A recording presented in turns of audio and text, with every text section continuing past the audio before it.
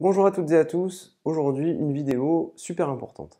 Je vous explique pourquoi. À chaque fois que vous allez avoir une équation Diophantine à résoudre, vous allez devoir trouver une solution particulière. Pour trouver cette solution particulière, soit vous le faites de tête, mais c'est parce que vous avez de la chance, vous êtes dans un exercice facile où on peut le trouver de tête avec des valeurs simples, soit c'est plus compliqué et il faut utiliser l'algorithme d'Euclide. En pratique, en classe, on a l'impression que c'est facile parce qu'il suffit de faire la remontée très simplement par des petits calculs, mais en pratique, il faut vraiment arriver à le faire sans mêler les pinceaux, entre guillemets. Alors je vous redonne la technique, l'idée et la méthode qui est développée ici, qui permet de jamais se tromper et de tout le temps faire juste. Alors, vous devez trouver une solution particulière de cette équation diophantienne, 19x plus 12y égale 1. Je vous donne une astuce. Déjà, dès le début, vous écrivez que A c'est 19 et que B c'est 12 et vous choisissez A plus grand que B. D'accord? Donc le plus grand, vous l'appelez A, le plus petit, vous l'appelez B. Et comme vous le dit l'algorithme d'Euclide, je ne reviens pas dessus, A égale BQ plus R, vous allez diviser 19 par 12, vous effectuez la division euclidienne de 19 par 12, vous faites 19 égale 12 fois 1 plus 7, ça c'est ma première ligne, et ensuite vous allez faire la division euclidienne de 12 par 7, d'accord? 12 par 7, et c'est ce que j'ai écrit là. Et ensuite, une fois que ceci est fait, vous allez faire la division euclidienne, dans la ligne du dessous, de 7 par 5. Et ensuite, dans la ligne qui est là, vous allez faire la division euclidienne de 5 par 2, donc 5 c'est 2 fois 2 plus 1. Et ensuite, la dernière que vous allez faire la division euclidienne de 2 par 1. Mais là, 2 c'est 2 fois 1, plus 0, 2 fois 1, 2 égale 2. Et donc ça y est, on s'arrête. Et ça veut dire que les lignes dont vous aurez besoin, ce seront juste ces 4 lignes. Alors moi, je les ai appelées L1, L2, L3, L4. Et voilà ce que je vais faire. Dès que vous avez appelé A 19 et B 12, dès le début, vous allez effectuer à chaque fois, pour cette ligne-là, vous allez écrire 7 égale 19 moins 12. Pour cette ligne-là, vous allez écrire 5 égale 12 moins 7. Pour cette ligne-là, vous allez écrire 2 égale 7 moins 5. Et pour cette ligne-là, qui est la ligne la plus importante, vous allez écrire que 1, c'est 5 moins 2 fois 2.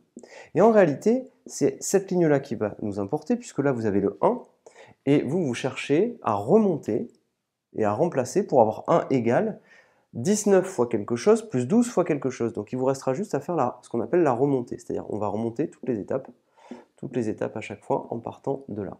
Alors on va commencer tout de suite par la première. Je vous donne la technique. On prend la ligne 1, on écrit 7 égale 19 moins 12. Et on exprime 7 en fonction de A et B. C'est ça qui est ultra important. On exprime 7 en fonction de A et B. Donc 7 c'est 19 moins 12, le A c'est 19, le B c'est 12, 7 c'est A moins B. Fin. Ligne 2. 5, c'est 12 moins 7. On continue, on exprime 5 en fonction de A et B. Alors, le 12, eh bien, le 12, on le connaît, c'est B.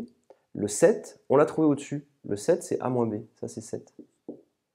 Eh bien, on va faire le calcul et on obtiendra 2B moins A. Donc, maintenant, on a le 5. Le 5, c'est 2B moins A. 7, c'est A moins B. 5, c'est 2B moins A. Je vous rappelle qu'à la fin, on voudra exprimer 1 en fonction de A et B. C'est ça l'idée. Je continue avec la ligne 3. La ligne 3, j'avais trouvé 2 égale 7 moins 5. J'écris 2 égale 7 moins 5. 7, je le connais, c'est A moins B. Ça, c'est 7.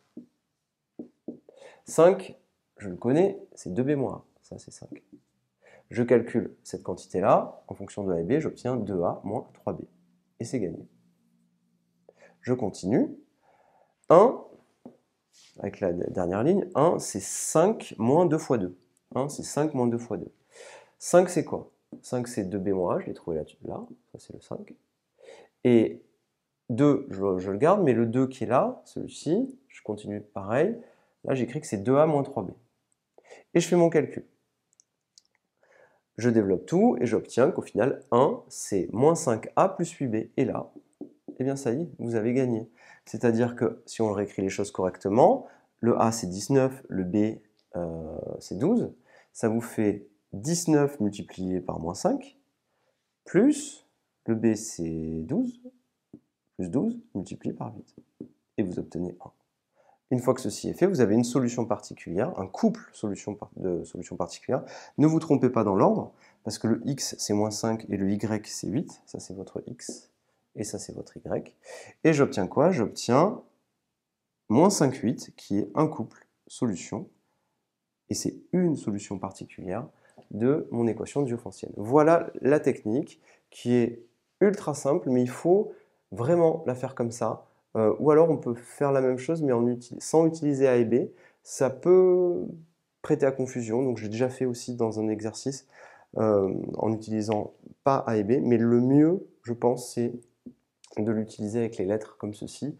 Vous le refaites, vous vous entraînez, et le jour du DS, vous le ferez en 2 minutes, et vous ne perdrez pas de temps, parce que le risque, c'est de vous embrouiller à cet endroit-là, de perdre du temps, de ne pas trouver la solution particulière, et donc de ne pas arriver à résoudre l'exercice.